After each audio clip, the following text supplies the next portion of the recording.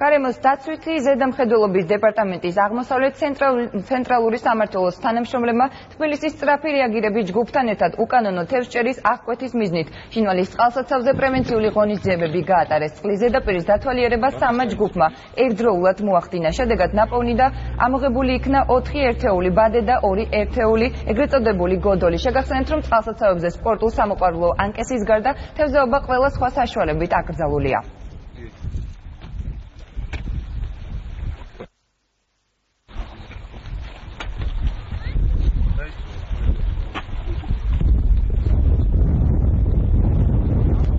დათვალიერება განხორციელდა ჟინვალის წყალსაცავზე, რადგანაც გამოვლინდა 4 ერთეული ბადე და 2 ეგრეთ წოდებული გოდოლი. შევახსენებთ ყველას, რომ წყალსაცავებზე ნებადართულია თევზაობა მხოლოდ სპორტულ სამოყვარულო ანკესით და სხვა ყველა საშუალებით თევზაობა უკანონოა. მსგავსი ტიპის ღონისძიებები განხორციელდება ასევე ყველა სხვა წყალსაცავსა და მდინარეზე.